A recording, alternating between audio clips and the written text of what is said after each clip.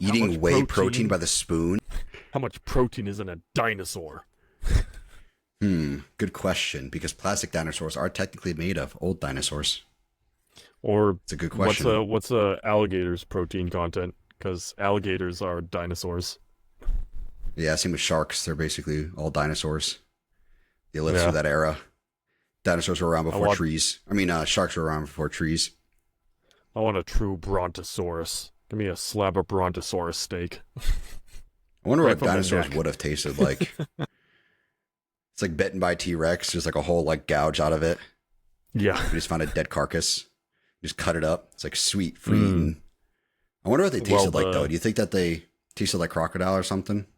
Like a reptile? Well, I feel like it would for sure be at least mildly good because there's no unnatural chemicals at all being consumed by those dinosaurs. Like nowadays, like if we have, kind of game that's not eating what it should be or human waste and all of that in the area, like that obviously affects the taste of food. So here we have an entire, breed of food that is not contaminated by anything. So yeah, you also gotta be careful too, like bears. I was gonna say, other than like bear meat, you volcanic can't really ash. eat. Yeah, that's true. But like bears specifically, you can't like eat bears. You can, but it's very risky because they have so many worms and shit and parasites from eating all that fish and whatnot that it's like it's actually like a big risk to eat bear. Like there are restaurants and chefs that serve it. Yeah, it's really bad. Like there's photos of bears like literally shitting out like bundles of worms because it's just they're that. Some of them are just that infested with them because of all the shit that they eat, the fish and stuff like that. Yeah, because it's all raw food. Yeah, all carnivorous animals other than humans eat raw food. Yeah, that's certainly not, especially the quantity they eat. Because I'm sure partially it's gonna be like pounded. the microbiome from like lakes and shit, from like salmon and whatnot. Yeah, But I don't I really can know see for that. sure.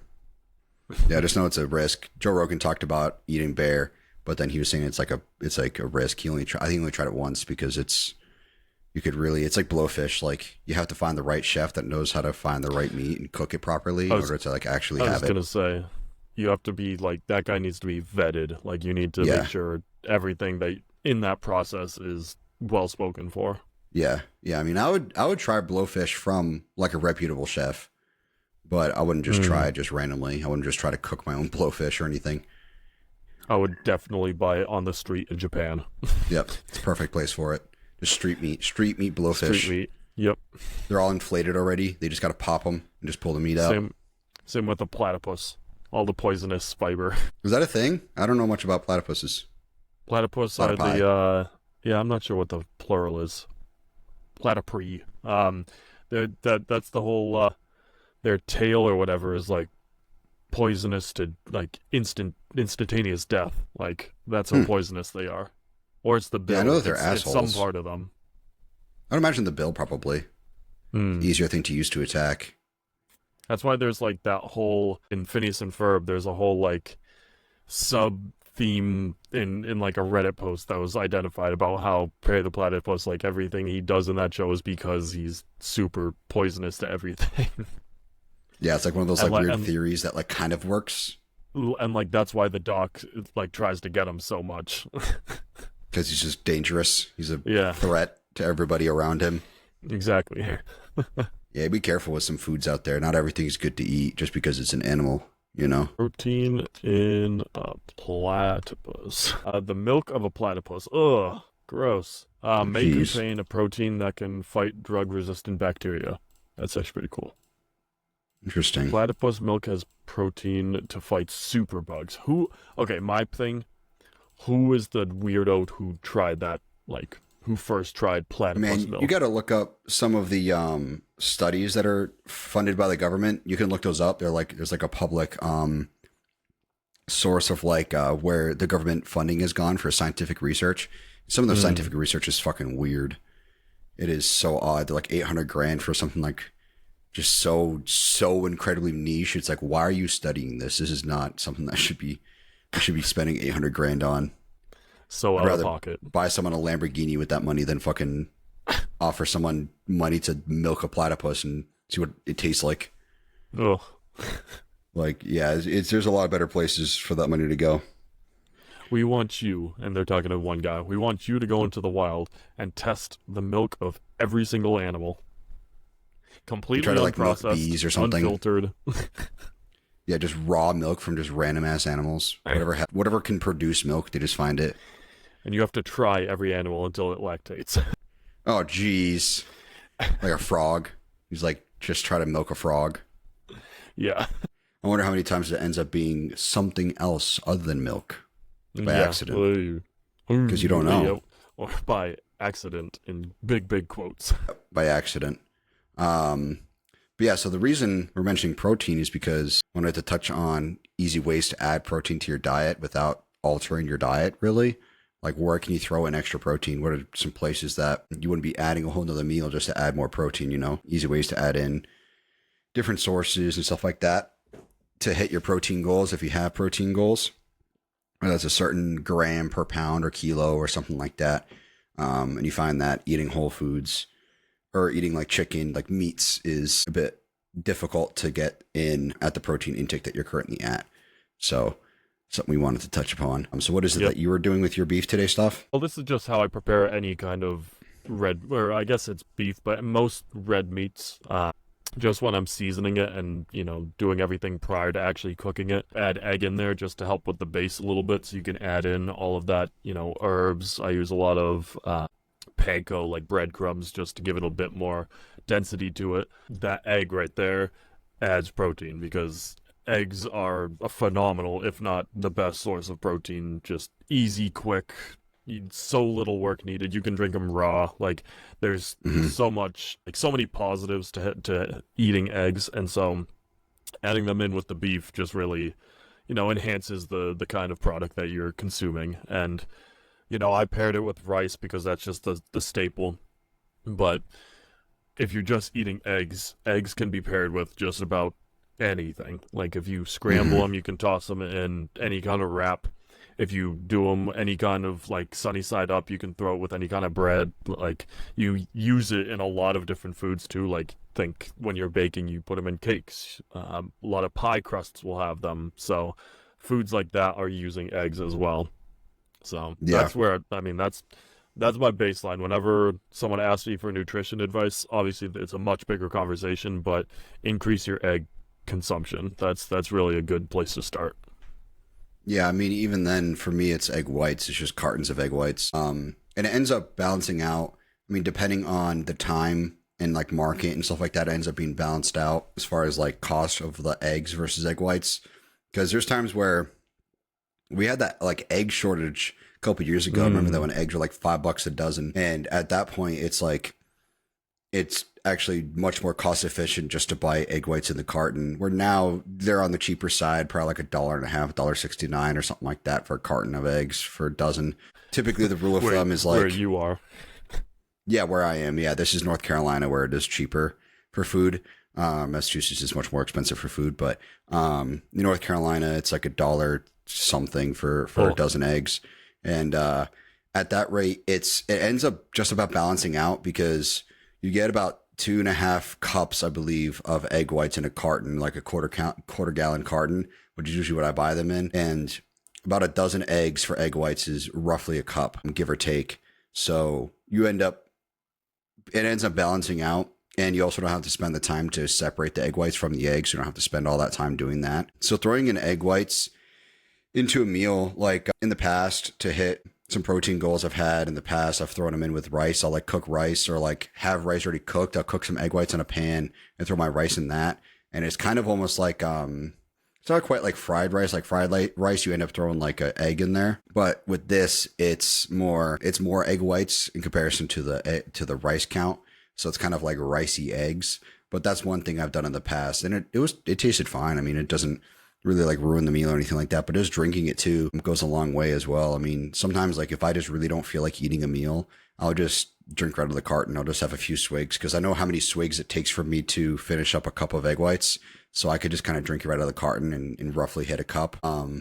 And with that too, you could also throw it in you could also theoretically use your egg whites as like the liquid in your pre-workout. Might not taste the best, but it'll you'll hit protein with that. You could also crack an egg in there or whatever too. There's also that. I actually like drinking like scrambled eggs because the yolk gives it more flavor. I know it's gross, but if you scramble them enough, there's not much texture to it. It's just like water kind of. It's just a thicker. It's kind of like drinking milk, I guess. And it has that. It tastes like eggs. It just doesn't. It doesn't really taste like egg whites have like a little bit of a salty taste to it, where just straight up eggs just taste like just eggs when you're drinking it. So that's one way to throw it in there. Another one you'll hear pretty common is like sprinkling protein powder on something. Have you like cereal or something? Have you ever?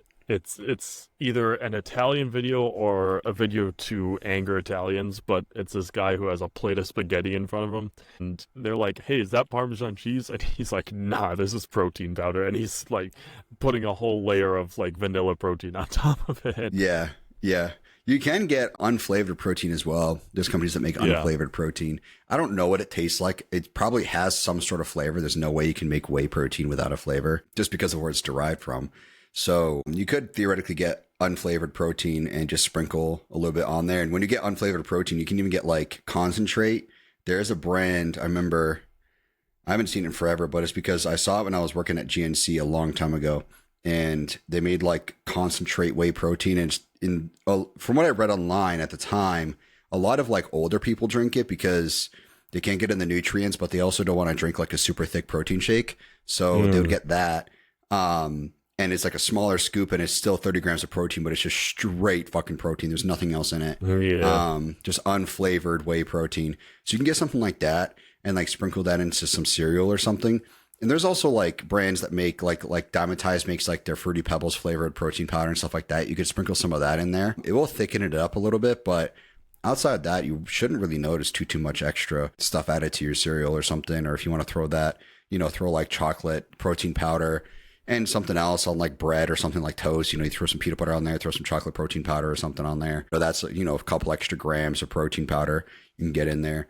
Ideally, whole food is really the way to go. It's pretty easy to get the protein in from whole food, especially utilizing egg whites and eggs. But let's say you're allergic to eggs or something, or you just want to stay away from them, then protein powder sprinkled onto something does go a long way when you keep adding sprinkles here and there.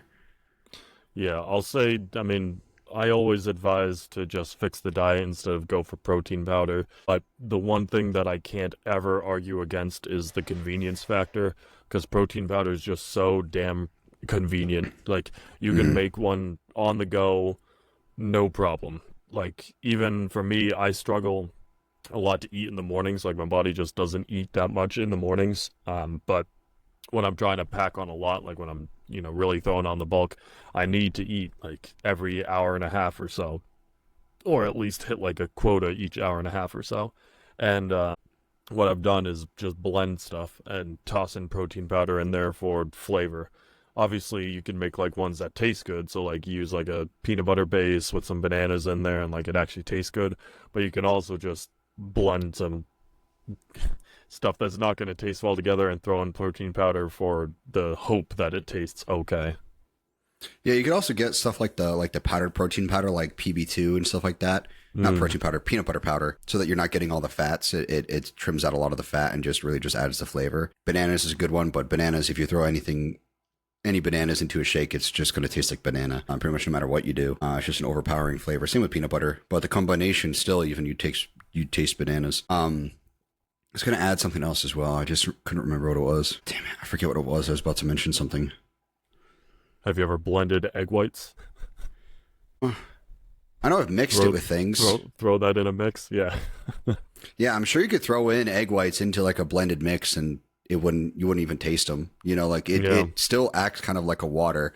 It, like I said, it adds like maybe a little bit of a salty taste. Oh, that's what I was going to say was Parmesan cheese has a lot of protein powder or protein in it. Same with like cottage protein cheese. Powder.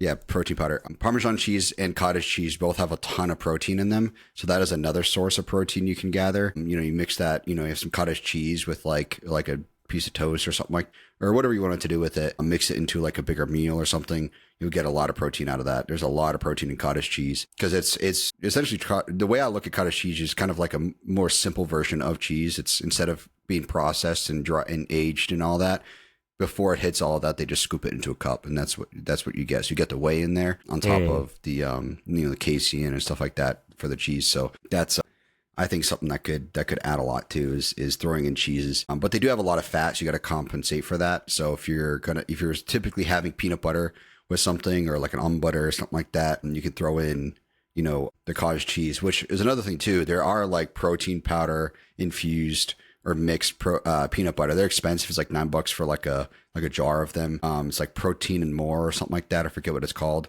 Nuts and More or something like that. It might be Nuts and More. But they taste fucking phenomenal. One of my favorite peanut butters is a birthday cake peanut butter from, I think it's Nuts and More. And it has a lot more protein in it because they put protein powder in it. They put like sprinkles and stuff, and it really does taste like birthday cake. It's so damn delicious. But something like that could also help a lot too. Getting a protein-based peanut butter. Protein infused like breads. There's breads with more protein in them. Dave's Killer is one of them. They'll have more protein in it. Yeah, different breads will have different proteins. I was gonna say there's even like different styles of bread. Like I was gonna have you go towards it, but there's the bread that you eat more than anything else, and that has Ezekiel bread has just. That's obviously compared to a meat or something like that, it's not a ton, but compared to other breads, it's pretty damn good because of the comparability factor. Off the top of my head, I would say it has to be probably like 7 or 8 grams of protein a slice, something like that. It's a solid amount because it's seed bread, so it's not like grain bread. So you get like the seed protein from it. So that's it's a lot better for you. It's not the most tasty bread. Don't get me wrong. It's not very tasty. And it's not very soft either. It's kind of on the harder side. But if you make toast, it's not going to be any different than toast. Well, okay, I take that back. Like white bread toast is fucking top notch. Like you do like artisanal toast or something. It's phenomenal. It's super soft, super crispy. It's really good. But Dave's Killer as toast is pretty good. Yeah, it's just straight up carbs. It's just slow digesting, hard to digest carbs. It's like glue. It's like pasta. It's just fucking glue in your digestive tract. So Ezekiel bread is another one to take a look at. The problem with Ezekiel bread is that you can't leave it out on the counter like other breads. You have to, in the grocery store, you'll find it. It's in the freezer aisle.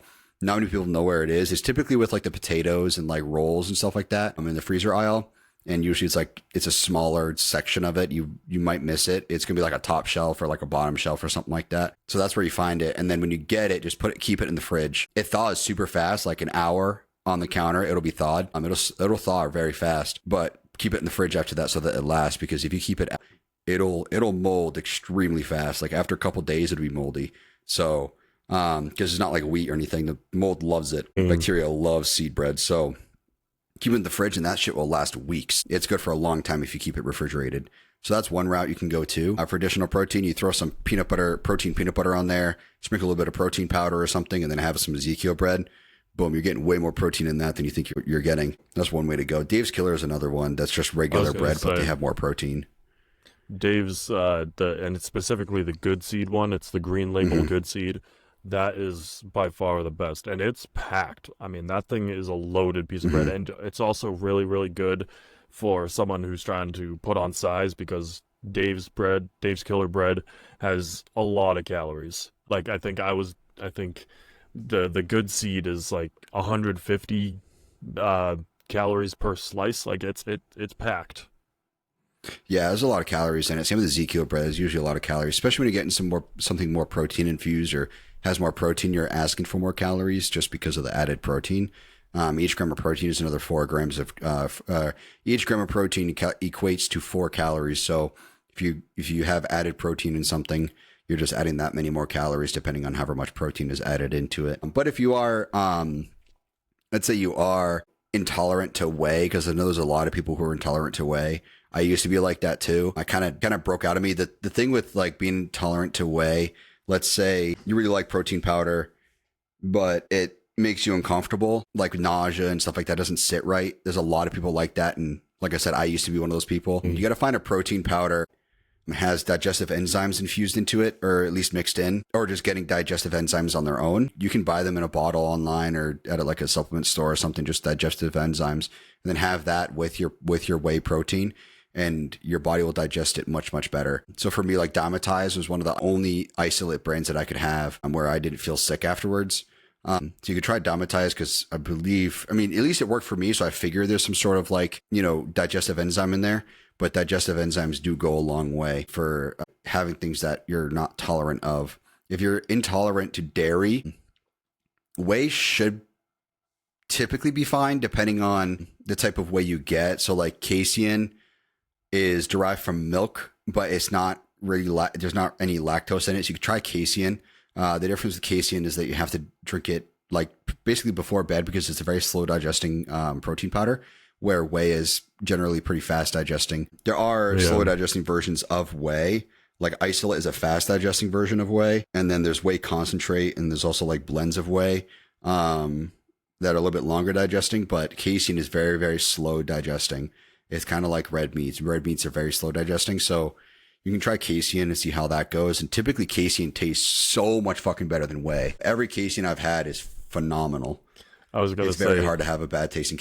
I've had, I mean, I haven't done it like had it very often, but I've had casein like once or twice, and I get a big tub of strawberry flavored one, and let me tell you, that strawberry flavoring is better than thing I've ever had. Like strawberry milk's pretty damn good too, but like not protein talks, but like flavor wise. But casein strawberry is just an unreal combination. I remember at one point, for some reason I had to have casein before bed as part of the plan. I forget the reason why, but I had got NutraBio casein, which is the strawberry flavor, and it was legit like a strawberry shake. Like it tasted, I look forward to it every day because it was legit like a dessert. It tasted that good. And especially if you're strict, that will legit be like your dessert every day. It's something to look forward to. So, which isn't a whole other thing we could talk about at some point, is like, what are some tricks or ways to get in tasty, especially if you have a sweet tooth like me. I have a very sweet tooth. So how can you get in? We'll talk about this probably another day, but how can you get in those sweet flavors when you're very strict or in prep or something like that without, jeopardizing your prep or your diet and stuff like that? Because it is very difficult, especially in prep, to find something that's sweet, because when you're eating like a fucking bird, like you're not going to find anything that's sweet, especially if you're trying to stay away from artificial flavors. Like it is extremely difficult to find things that are sweet, because anything that's sweet a lot of the time nowadays has artificial flavoring in it to make it sweeter. So what can you do to find, these sweeter things? One of the biggest ones, cheesecake. Oh yeah. Straight up just cheesecake, just straight fat and carbs, just during prep, especially. And you just got to do 4 hours on the bike. Yeah. little reference there. You get on the Stairmaster or something, and mid set you get to have the cheesecake, and then you just keep going.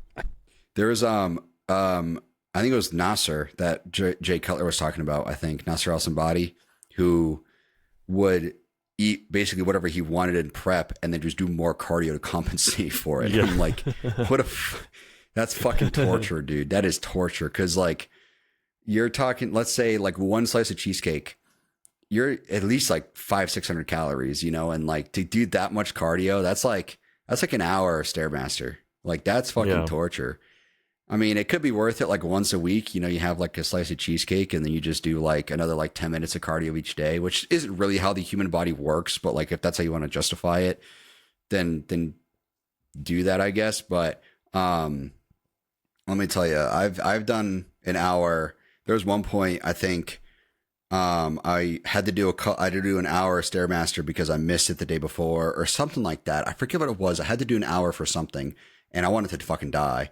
I was like, this is terrible. Yeah. Like this is awful. And I did it after training and all that. And I was just so fucking toast afterwards. Right now I do 25 minutes of Stairmaster just because that's what I prefer over incline treadmill. Even though incline treadmill is what the plan calls for, I do Stairmaster because it burns the same amount of calories. It's just easier for me. I just enjoy it more than walking on the treadmill. But yeah, it's torture. So, I mean, I wouldn't recommend doing more cardio to compensate for food that you eat, but there are ways to get sweet things into your diet that aren't jeopardizing it. That protein peanut butter is one of them. It's generally pretty sweet. There's not a lot of sugar in it. There's surprisingly a lot of sugar in like Jif and stuff like that. There's a lot of sugar in those to make them tasty. But like the protein peanut butter, like I said, you pay for it. You get what you get. You pay for what you get. But it could be the difference between going insane and staying calm and enjoying a meal every day. Because when you're in prep, it's like the littlest things like will make it for you, will make it easier. And there's things that I had to look forward to every day. And one of the things that I did was zero sugar chocolate syrup and then sugar free whipped cream on my rice cakes that I'd have every day before training. And those were my favorite meals of the day because it was just sweet. It was the only sweet thing I could fucking have. Yeah. But then I had to pull all that out when I had to cut artificial flavoring. I think I could still do the whipped cream. I can't remember, but I definitely couldn't do the zero sugar chocolate syrup.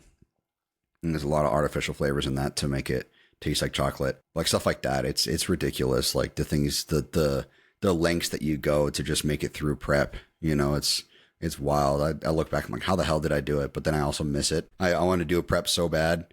I just want to go through that again and just get lean as hell, but who knows when that's going to be again. But yeah, that's just, I wish if my coach was like, all right, let's start prep. Let's just bang it out before the holiday season. Be like, fuck yeah, let's go. Mm-hmm. I'd be ready. I'd be ready. So I'd love to do that again, just to get lean again. I am doing a recomp right now and I am getting leaner over time. I'm mid 200s right now and starting to see more abs, and some of my prep veins are coming back in my forearms, especially with a pump. I'm starting to get the spider web again down my arms, and it's fucking awesome. It feels so good to see that, even though I'm not really like in prep, I'm just seeing the fat come off, which is good. But yeah, so I mean, those are just different ways to add more protein in your diet. I mean, it's hard to hit that protein count. I mean, carbs is very easy. It's very easy to hit different carb counts. Just so many things to hit, so many things to get that just have high carbs. It's very, very easy. I was gonna say you can hit a carb count by just having a single meal of oats. Most people, if you have a single meal of oats, like that's everything you need for your entire day. There are protein oats too. There are oats with more protein in them too. There's that. And beans, stuff like that. You could eat more beans and peas as well. Peas have a lot of protein in them, so there's that too. But yeah, I mean, it's tough finding the right protein sources for you if in the case that you're not hitting your protein count. But carbs is so damn easy. There's so many things that are just full of carbs. I mean, if you really needed to hit your carbs, just go to Sonic and get a milkshake. There's so many carbs in a Sonic milkshake. It's ridiculous. You're like 1,000 calories of just straight up carbs in those milkshakes. And if you're not being strict, you can enjoy how good those things taste too. I want to say like the Oreo peanut butter milkshake from Sonic is like 1,600 calories or some shit. Something ridiculous like that. My big shake sheet is the Five Guys strawberry shake. That thing's. You want to hit calorie counts? Just go to Five Guys. That's all you gotta do. Say, Five Guys, when I'm like super strict, like my once a week my super strict, I allow myself one meal on Saturday because on Saturday I can Saturdays, sorry, plural. I can generally do as much additional work as I need to make sure it doesn't, stick in the system too long. But I would hit Five Guys for my lunch, and my order's like $25-$30, something like that, and I'm eating so much and it's so damn good. I remember when you were doing that, I was like in prep, I think, and I was just like, I'm so fucking jealous. I think I sent you a snap. I was like, don't even tell me about it. I don't even want to. Yeah, I don't even want to know about it. I don't want to know about it. It's just I was so jealous. Tasted man, because I never really had any refeeds. Like I remember I was like in heaven when prior to my show, my refeed was more salmon and rice. When you get like fresh salmon from the store and you mix that with rice, holy shit, I could have cried. Like it was so damn good. It was one of my favorite meals that I ever had during prep. And my coach is like, all right, I want you to go get some more salmon right now and mix it with some rice to add some carbs in right now and some fats. I was like, dude, say less. Consider it done. So that's when I would go and just fucking froth over it. I remember during prep, my wife got Crumble cookie, and Crumble cookie is very bad for you. One corner is like 300 calories. Like one quarter of a cookie is like 300 something calories. But I took a knife and did the slightest sliver of a corner of one of those quarters. It was like maybe like 30 calories, but I felt guilty about it. But I was like, I gotta try this. So I did it. I like bent over and was like frothing, like the amount of saliva in my mouth. Like I was like, holy shit, is this good?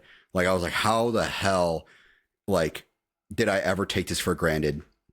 So anytime I see Crumble cookie or I ever have a bite of one or something, I always think about that. I always think about like how much I loved it. I was going to say There's also anybody who's strict, you can tell right away if something has added sugars in it or not. There's one of my favorite Paul stories is when it had to be in prep or something like that, but you had your Diet Coke and your wife had a regular Coke and you didn't grab the wrong one, and you're like, why does this taste so goddamn good? And then you looked at it and you're like, Yeah. oh, it's her Coke. Yeah, I had a few sips of it, and I was just like, it was just hitting. Just the dopamine was just hitting. I was like, fuck, this Coke is so damn good. Why is this so good? And then I looked at the can. That's what it was. It was, we had 0 cans in there, and then she had her cans in there, and I grabbed one of her cans by accident, and I didn't realize it. I think the nutrition label's facing towards me, and I didn't realize it. And I looked at the can. I was like, no wonder why, because this is a regular Coke. No wonder why this tastes so damn good. Like, holy crap. I do remember that. I remember exactly where I was sitting when that happened, because I was pulling it off the table next to the couch. Damn, was it fucking good. Yeah, it's just stuff like that. And you'll taste the artificial shit, like, especially when you cut out artificial stuff and you do like the adrenal gland reset or whatever it's called, and you cut out everything artificial for like a week and you try something that's artificial. You're like, what the fuck is that? Like, why does it taste like that? You don't realize what artificial flavors do to something. I was going to say, and then like a week later, the corn syrup's like, welcome back. Yeah, oh, dude, it's night and day when you don't have anything off plan and then you try something that's off plan. It is so damn good. Right now, it's not too bad. My meals are pretty good. I'm at 5 meals a day now, which is interesting. So I had to make that transition, going from 6 meals to 5 meals, because what I was doing before was a breakfast, a lunch, an afternoon meal, and then my pre-workout meal, and then I'd have 2 more meals. But each meal is slightly bigger, but I have a breakfast, a like early afternoon lunch, my pre-workout meal, my post-workout meal, and then a meal before bed. I did pull my last meal today, but I was going to bed with like my stomach growling, because all I had was my post-workout meal, and that shit's gone like immediately after training. So I was like going to bed with my stomach growling, and I was losing sleep because of it. So I had to just adjust it, because that was not going to fly. I could not be losing sleep just because I wanted to just eat less meals, you know? Yeah. So yeah, 5 meals for me works a little bit easier too, because during the day, I don't want to eat all of the time until I'm hungry. So when I'm hungry, I actually get to go eat now. Like, my stomach's growling and I'm like ready to go eat. So I look forward to that, but then I'm not hungry again until my pre-workout meal. Where before, with 6 meals, like my third meal, which is my afternoon meal, I almost had to like make myself go eat it, because I wasn't very hungry going into that meal. It just wasn't like, I already had plenty of food in my system. I already recovered from the night before and all of that. Like, I was already good to go. So I wasn't very hungry going into that third meal. So it's nice that I can like kind of cut that meal out and just have the late night meal. So that way I'm not going to bed hungry, and I'm also not eating when I'm not hungry. So that's a nice transition for me, but we're still getting the protein. I'm having more red meats. I just wish we can go back. Like, I wish I could just cut out fucking chicken entirely. I'm just so tired of it. I'd rather just drink egg whites, to be honest, than have chicken 3 meals out of the day. Just chicken does get, I was going to say, chicken gets a little bit old when you can't season it and do everything like with all of the additional stuff. I know yours is a lot more strict than me. I can make my homemade sauce and just douse my chicken in it, but you might not be able to, based on the sugar content or the salt content or just how it affects you. I mean, really, it's just the sugar right now. Like, during prep, we had to moderate my salt, so I had to buy like salt, like 0 salt or no salt seasonings. But I'm at the point where it's like, no seasoning is really going to make chicken good. Like, it's like, I'm just over chicken entirely. I could douse in barbecue sauce and just not even want it, just because it's just chicken. So like, there's really, like, I do put, like, when I grill it, I put some like seasoning salt on there, sometimes like French fry salt or my barbecue seasoning or something. Might be a little bit of sugar in there, but it's really not that much added. But it still just tastes like chicken to me. I'm just not into it, no matter what I do with it. Grilling it, baking it, whatever. I mean, it does taste better grilled. That's always a fact, but I'm just always over it. I'd rather just steak or salmon or beef or just anything else, basically. And then salmon wise, I got so tired of frozen salmon, I just started buying fresh. And now I'm in a place financially where, like, if he was like, hey, I want you to start having salmon or fish, I could actually just afford to buy it fresh now. So I'm almost fresh like, salmon. Oh, it's so unreal. Yeah, it's phenomenal. If you just buy it, like, it's expensive. It's like $10 for like 10 ounces or something. But like, it's night and day difference between like frozen salmon or canned salmon. Canned salmon is fucking disgusting because it's so fishy tasting, and then also they leave all the bones in there too. So you got like crunches when you're eating. It's just I'm like, why not take the fucking bones out? Unless it's fresh, I don't touch salmon. I don't do anything frozen for salmon. I don't do anything else. Like if I have to buy it at the at the, I guess, meat market at the, I forget what that part of the store is called. I don't want to say deli because you think sandwich meats and it's already cooked, but place like where the butcher area, the market, the meat market, yeah. That's the only place other than like Aldi's packages them. And that I'll buy, but other than that, it has to be, in front of me. This is how much I want. Oh, it's real. Mm-hmm. Yeah, it really does make much of a difference, including whitefish. Whitefish is another good source of protein to add in because whitefish is very protein packed.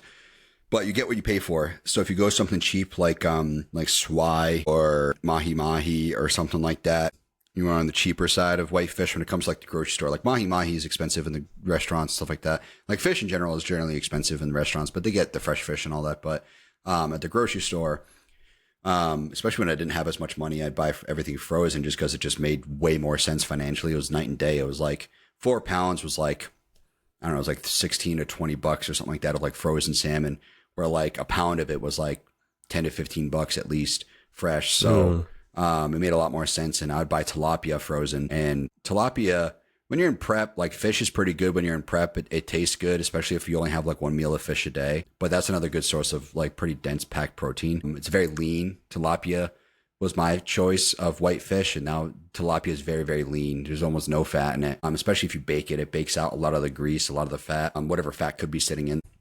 So that's a good protein dense meal. But fish is also very difficult to meal prep. You can only really meal prep like maybe 2 days worth of fish before it starts stinking up and tasting like fish. So if you have the time to prep, to like cook fresh every time, fish is definitely the way to go. Like steak and beef are a lot better prepped than fish is. So if there's like only one meal you have the time for each day to like cook fresh or something, definitely do it, make it the fish. And fish is also pretty easy to cook fresh. It cooks very. I was gonna say even though you pay out your ass for fish generally, the one thing that really helps it is that you can have it like for guys like Paul and I, we have rice just instant. Like we prep so much rice out that we just can have it available. Mm-hmm. But fish, literally, it's like 10 minutes. 10 minutes and you're good. Not even then. If I pan-seared like tilapia, I'd be done like 5 minutes. Yeah. It's like, because it's so thin, it cooks right through. Yeah. As long as you get rid of like any of the pink, it is kind of hard to tell when tilapia is done because it's white basically no matter what. But as long as you don't see a lot of like the almost like wet meat is the only way I can really explain it. Like that's kind of what I look for. I call it like the natural, because like if we say pink, it doesn't work for your fish, but I look for the natural color. Like if there's anything left over from the natural color, then it's probably isn't done. But you can also thermometer. Thermometer is a great way of making sure your meat's cooked through and through, because almost every meat you can find some table that tells you, not for like, it's not like steak where you're doing medium well, like you're not doing it like that. It's just to make sure chicken, the innards cooked or it's not cooked. Yeah, exactly. Yeah. The innards are cooked fully, and thermometers are pretty good with that. Fish though, salmon, it works totally fine. But like Paul's talking about tilapia is so thin that it can be tough to get a thermometer in there, and that's not just hitting the pan, and you're like, whoa, why is this 200 degrees? Because the pan is that hot. yeah. Why is this so high in heat? But salmon is easy because it's like a lot of salmon, like when it's fresh, is more of like a red color. The deeper the red, the better the salmon is. And then once you cook it, it'll be more like a pink color. So that's an easy way to know when salmon's done. But tilapia, I would cook it like on each side because it's pretty thin. It's kind of a flat, like it's kind of like thin slice steak. It's just like a flat piece of meat. So I'd cook it on each side if I'm not 100% sure if it's done or not. It looks done, maybe. I might like split it up in the pan for a second, just kind of like use a spatula and just cut it up a little bit, and then just flip that for another minute. And then that way it's definitely cooked all the way through, and then I just eat it that way. That was one of the ways I'd get through prep, was I'd pan sear my tilapia every day just so I could enjoy it more. And I'd put like some like Italian seasoning or something on it, or whatever I could do at the time that would that doesn't really have any salt in it. And then like even like pan searing asparagus made it so much easier for me to eat asparagus because I can't stand asparagus. So like I would cut off the ends and then just chop them up and put them in a little tiny pan and put some like Italian seasoning on that, just like cilantro and stuff like, you know, just basic green herbs, and cook that. And then that just made it a lot easier to eat. And then I'd pair that with like whatever my last meal was, whether it's like salmon or tilapia or whatever it was at the time, chicken. It would change depending on the point we were at in prep, but that made it a lot easier to eat and a lot more enjoyable. So there is that too. Just cooking something fresh makes it a lot more enjoyable. Absolutely. Meal prep there are foods that are good for meal prep. Beef is one of them. Chicken's one of them. Egg whites are easy to prep, especially when you're not planning on cooking them. Those are all pretty easy to prep, but some things just aren't good for prep, and fish is one of them. You got to stay away from fish when it comes to prep. Yep. It'll stink up wherever you're at, and it'll just taste fishy. The longer it sits, even if it's fresh, it'll just taste more and more fishy. I was going to say, you just continue to run the risk for any kind of, you know, internal problems the more you let fish. Like, I don't touch fish 2 days after I cook it. It's got to be the day or the day after. Anything after that, and I just won't touch it. Yeah, if you meal prepped like Sunday and like prepped up like Monday, Tuesday, you should be fine. It should still taste pretty good. You'll have that like fish jelly that would kind of form from sitting in the fridge, which is just like fats. You could just, when you microwave it, that shit will just turn into liquids anyways. You could pour that out. But yeah, I wouldn't prep more than that, to be honest. I'd cook fish every couple of days, maybe at the most, but that's if you're going to be prepping fish. Otherwise, I wouldn't recommend it. You could just have fish in the morning or something for your first meal or something like that, or like a shaved steak. Shaved steak is pretty good with eggs. You could have like a shaved steak, crack some eggs in it, and pan sear that in the morning, and that's a pretty good first meal. Corned beef hash is pretty good too. Not a ton of protein in corned beef hash, but that's pretty good. Corned beef hash is pretty good. I love corned beef hash. But yeah, I mean, that's pretty much my thing as far as like added protein, easier ways to make it taste better, stuff like that. It is hard to hit all of these goals that you have. Don't get me wrong. I mean, it's a process, you know, and you'll find what you like, and you'll find the different seasonings you like, and it's a lot of trial and error at the end of the day. But when you do it long enough, you'll figure out how long it takes to cook something. Like I know off the top of my head how long basically everything I need to cook takes in, you know, oven, pan seared, grill, whatever it is. There's like, I would get, when I had my George Foreman, because I lived in an apartment, I'd have my George Foreman, and it would take 8 minutes per side of chicken with the cover on to cook chicken all the way through. Chicken breast, that is.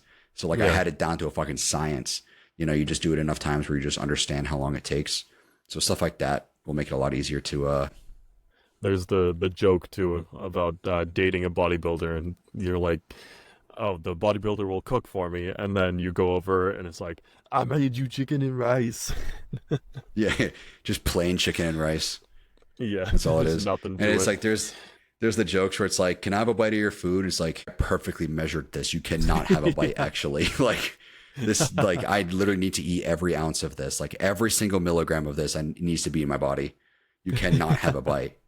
I'm sorry. What's funny is prep up, or sorry, right now I don't, because I'm in, you know, in between phase, but normally I prep out my food. And when I'm doing chicken and rice, I make an incredible sauce for my chicken. Like it's all homemade and everything. And my students see it and they're like, damn, that looks good. And there are some, this was last year's class, so I really hope it's not the way with this upcoming class, but some of them got super bold, and I'd be up teaching and they'd go over my desk and just yoink a piece of chicken off of my little thing. Look, dude, that's like, you just ate a half ounce. I was supposed to eat that half ounce. I measured it out perfectly. That's what I was gonna say. Look at my pythons. You really want to take away from them? just throat punch a kid just because they ate some of your chicken. Like, it's perfectly measured out. Old school. It's justifiable. Yeah, you just throw a ruler at them. Like a triangle. You take like a triangle, like a metal triangle. Nah! Yeah. That's what you get for eating an ounce of my chicken. That'd be great, honestly. But I can't do that. I get that's against the law. Fired and failed real quick. Yep. You'd lose your license very, very fast. But that's how it used to be back in the day. A ruler was a pretty standard punishment back in the day. So, but yeah, those are all just different tools you can utilize. I mean, if you have the money for, like, a smoker is pretty good for cooking chicken and stuff like that. If you cook a whole chicken and whatnot, cooking your eggs, mixing that with the chicken. Nothing's more of a flex when you go, hey, I'm gonna get a snack, and you just come back with a full rotisserie chicken. Yeah, it's just a rotisserie chicken that's been just smoking for 24 hours. Yeah, and your friends just happen to come over at the right time, and you're sleep deprived because you have to go check on your smoker every hour. Yeah, thankfully they are making ones that are automated now, which is good. A lot of the like smart ones now, you have like an app, whatever, and it'll just you tell it what's in it, and it'll just kind of do it for you. It's cheating. Yeah. It's cheating. Yeah, but it's so much easier to do it this way, bro. It still tastes the fucking I don't care same. if it's cheating. Yeah, it's like, sorry, I don't feel like getting up every hour to go flip the meat in there. Like, just let me do what's easier. You know, that's technology for you. It's cheating. It's not the real way to smoke. You know what the real way to smoke is? Fucking dig a pit, build a fire, and then put a rack on it. So you're cheating by using a smoker. And they're like, using technology. God forbid. No, you're supposed to skewer it with a single stick and just hold it high enough. Yeah, you just rotate it on a fire for 24 hours. You have to stay right by it the whole time. Yeah. Sorry, dude, that's real smoking. If you really want to be hardcore, there's guys who live like up in the tundra and shit who do a lot of hunting, and they put their slabs of meat in a shed that has like a fire in a different part of it. And it's like maybe like 110 degrees in there. But if you leave that meat in there for like 3-4 days, it ends up being cooked by the time you take it out. You know, it's like preserved and all that because there's no outside elements and all that. And the smoke is cooking it slowly over time. And it'll just fall right off the bone. That's the real way to fucking do it. But I'm also... think you're hard? I'm hard. Yeah, no, I'm good. You guys can go ahead and do that. I'll grill on my nice grill, and I'll buy a smoker that has a smartphone app that I can just turn it on and be done. Yep. Thanks. Make it easier for myself. I don't feel like spending all that time. Even though I like smoking. The only thing you can't really cheat is dry aging. That's the only thing that's like can't really cheat. You can get dry age fridges. There are fridges that'll dry age. You put in a vacuum sealed like envelope. They're very expensive. I've looked into them. They're like $3,000 for like a dry age fridge. It's like the size of a regular fridge, but you vacuum seal it with special vacuum, like these special bags that you can buy online, and then you put them on a hook and you put them in there, and it's basically equivalent to burying it, which is really what dry aging is. You just bury it and let it dry age. I've also haven't tried dry aging meat before, but I can imagine it's good. When you go to like a steakhouse, hey, how do you want your steak cooked? I want you to dig a hole in the ground, leave it there for 6 days, and I'll be back. You got to do it for like at least a month. That's the part, is that like there's no cheating. Even with the fridge, you still have to leave it in there for like a month. Yeah. Well, there's people who have like, they post on not like eBay, but like they're trying to like promote their restaurant or whatever. They're like dry age like for a year or something like that, like an absurd amount. Yeah, the problem with dry aging for that long, I've looked into the processes of it and stuff, and when you dry age, you end up, I forget what it's called, you have to shave off a lot of the bad meat, because the longer you dry age, the meat slowly turns bad from the outside to the inside. So the longer it's dry age, the more meat you end up losing. But the longer you dry age it, the more funky it tastes. It, you know, there's like 30 days or 45 days is usually like the sweet spot for a lot of people when it comes to dry aging.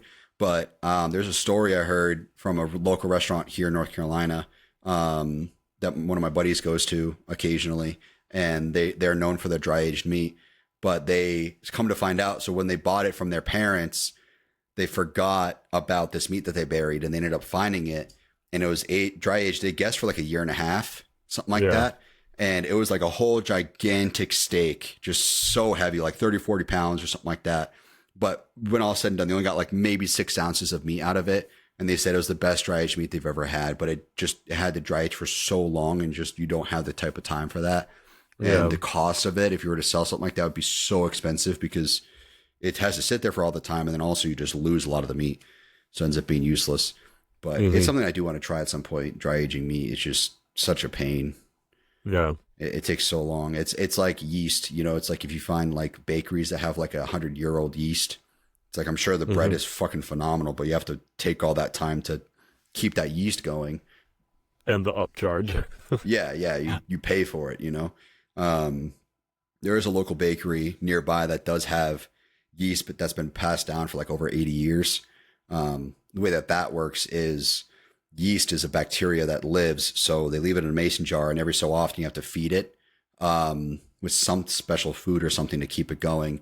whenever they make bread, they pull a little bit of the yeast out and put that in the bread. So they have to keep it going. And the people who own it passed down, they made a mason jar for each of their kids to have so that they can keep those jars going. So they have backups just in case, but they've had this like one yeast, like bacteria, whatever, not in the same mason jar necessarily, but like this one yeast that started over 80 years ago, and they've just been feeding ever since then and pulling from it whenever needed. Jesus. You know, and supposedly like they have like, it's called like angel bread or something at this bakery, and supposedly it's like the best bread you've ever had. It's super, super sweet, even though there's like no sugar in it, and it's phenomenal. It just rises like crazy.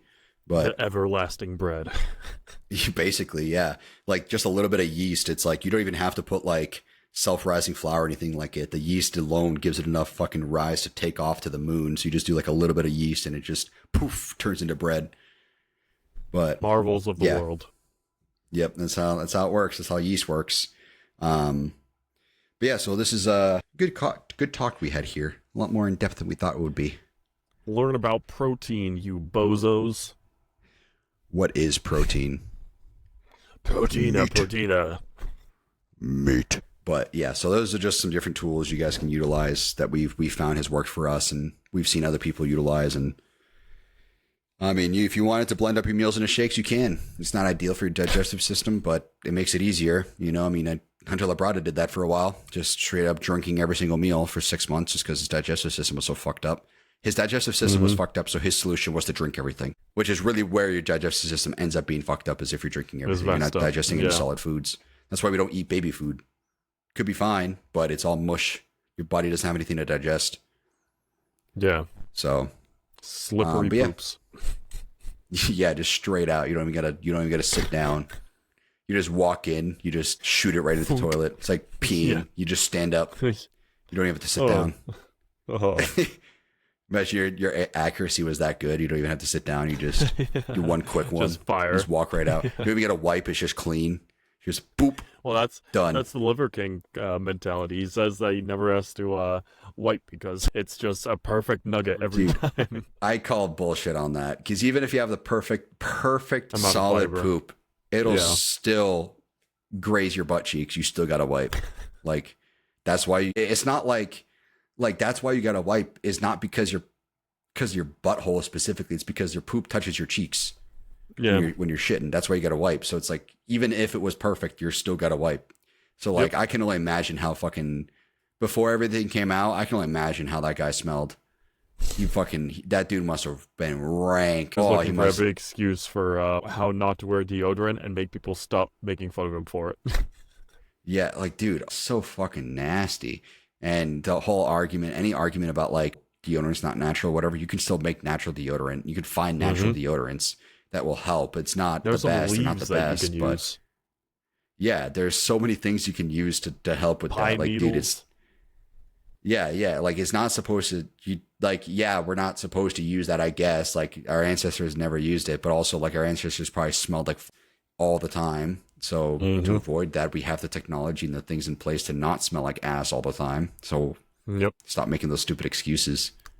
And then he'd go and drink alcohol and ingest steroids. It's like, yeah, I think the deodorant's like the least of your worries. But anyways, that's food for you. Down with Liver King. Absolutely. Up with more plates, more dates. Eric. But cool. All right. Well, we appreciate you guys listening.